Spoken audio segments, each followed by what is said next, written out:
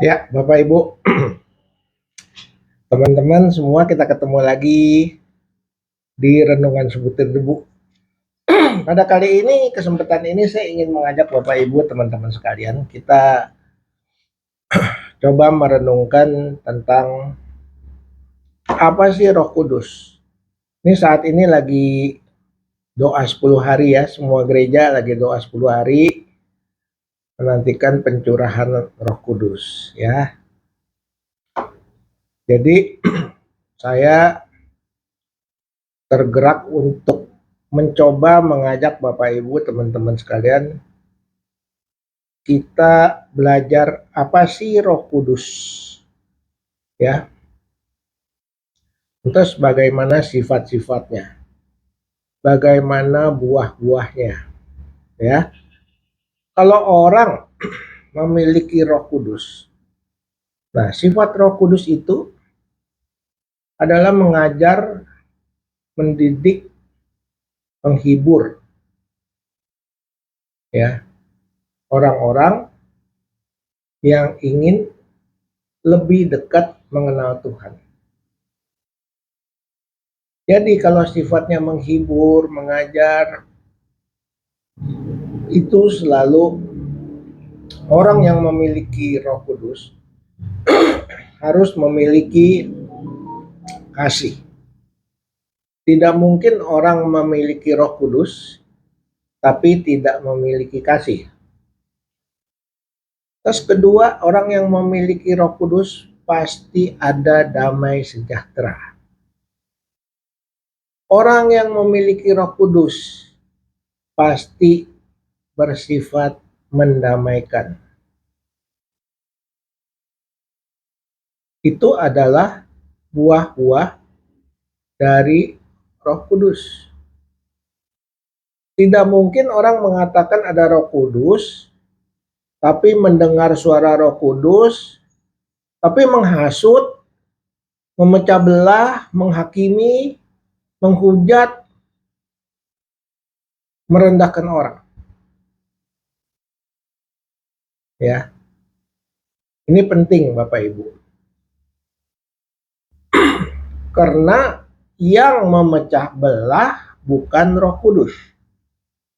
Yang memecah belah adalah roh setan. Tapi karena setan dia mau jadi sama seperti Tuhan, dia bisa saja menjadi nabi palsu yang mengatakan memiliki Roh Kudus. Tapi tujuannya banyak, adalah kejahatan. Memecah belah, menghina, menghasut, menipu. Ya. Mempermalukan nama Tuhan, bukan mempermuliakan nama Tuhan. Ini intinya. Kalau Roh Kudus pasti mempermuliakan nama Tuhan. Tidak mungkin Roh Kudus mempermalukan nama Tuhan. Nah, sekarang saya akan masuk kepada pengertian Roh Kudus itu apa. Bahasa roh itu seperti apa? Ya. Ada orang dan gereja-gereja tertentu mengatakan kalau Roh Kudus itu bahasa yang tidak dimengerti. Ya. Benarkah Roh Kudus bahasa yang tidak dimengerti? Dan bunyinya bala bala bala bala bala bala bala gitu. Ya. Bapak Ibu ngerti nggak? Pasti nggak ngerti. Nah, kita mesti mengerti dulu bahwa Roh Kudus itu sifatnya universal. Satu, karena berasal dari Tuhan yang adalah Esa. Ingat, Roh Kudus adalah satu, Esa, karena berasal dari Tuhan. Dan dia adalah Roh Tuhan sendiri. Ini dulu yang Bapak Ibu harus ingat. Nah, saya akan mengajak Bapak Ibu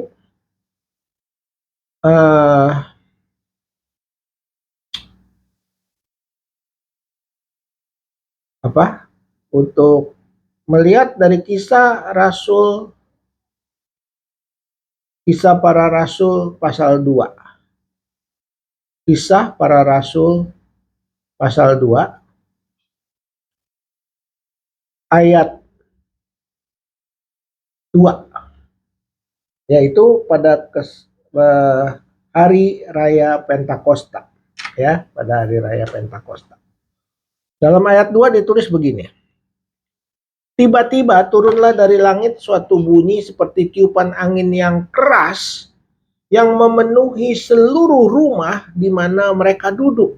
Jadi ada satu kelompok murid-murid Tuhan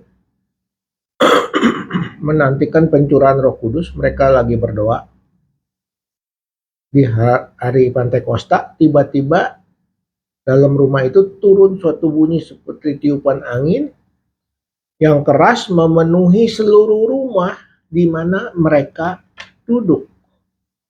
Dan tampaklah kepada mereka lidah-lidah seperti nyala api yang bertebaran dan hinggap pada mereka masing-masing di kepalanya. Ayat 4, maka penuhlah mereka dengan Roh Kudus. Lalu mereka mulai berkata-kata dalam bahasa-bahasa lain seperti yang diberikan oleh Roh itu kepada mereka untuk menyatakannya.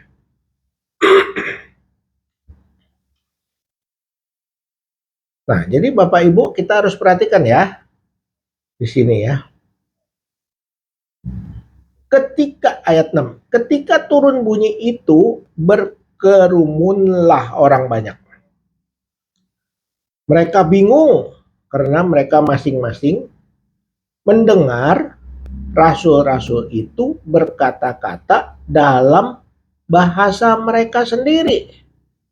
Artinya rasul itu berbicara dalam bahasa rasul, bahasa dari bangsanya, tapi orang lain yang dengar dari bangsa lain juga mendengar dalam bahasa mereka masing-masing.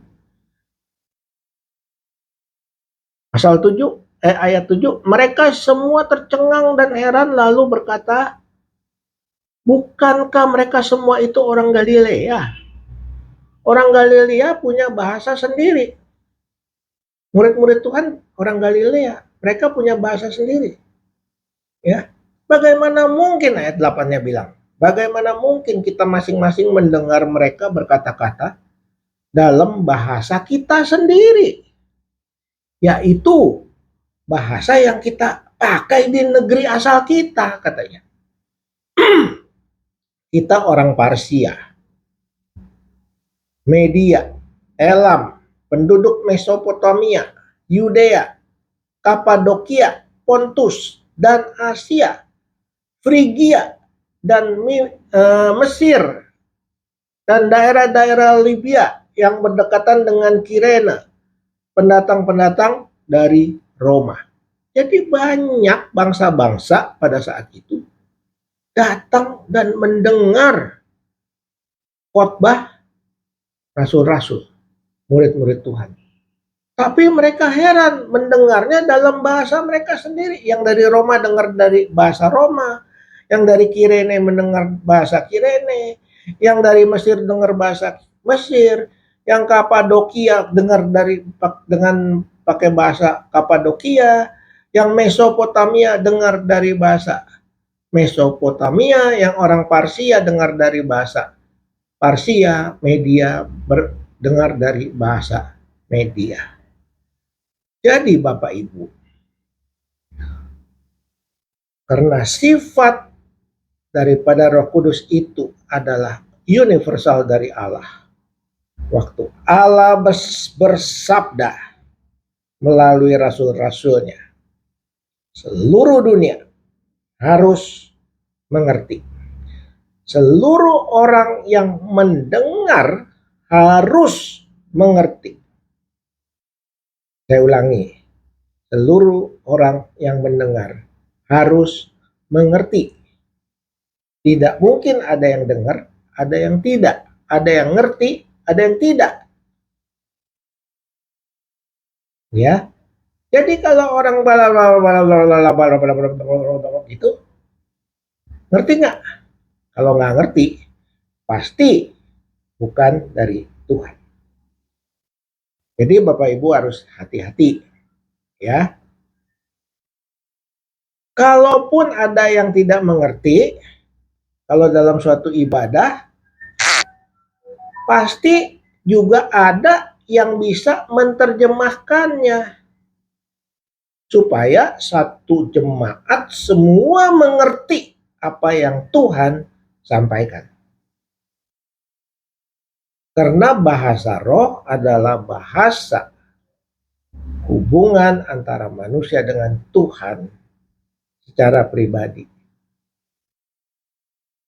Sifatnya khusus, kudus. Karenanya setiap orang harus mengerti ketika mendengarkannya. Ada satu cerita, kesaksian pendeta Stephen Tong waktu dia berkhotbah di Rusia. Ya, ini kejadian benar, Bapak Ibu.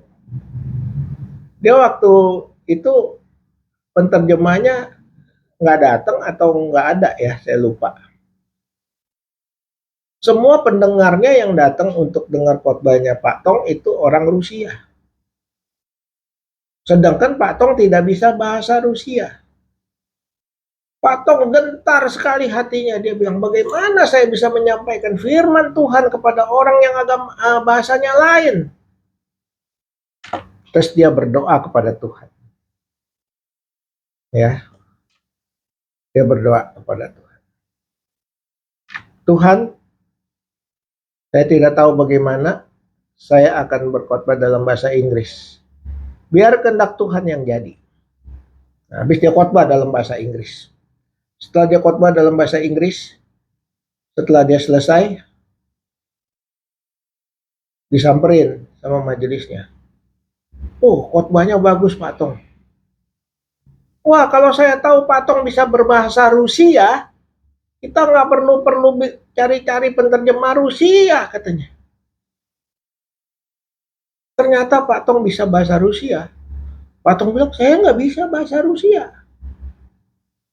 Itu baru adalah pekerjaan Roh Kudus yang menerjemahkan dan mengubah bahasa Inggris menjadi bahasa Rusia supaya orang Rusia bisa diselamatkan, orang Rusia bisa mengerti firman Tuhan yang disampaikan oleh Pak Tong. Ya. Nah, ini saya bacakan lagi Kisah Rasul 2 ayat 11. Dikatakan baik orang Yahudi maupun penganut agama Yahudi, orang Kreta dan orang Arab, kita mendengar mereka berkata-kata dalam bahasa kita sendiri tentang perbuatan-perbuatan besar yang dilakukan Allah. Tentang perbuatan-perbuatan besar yang dilakukan Allah.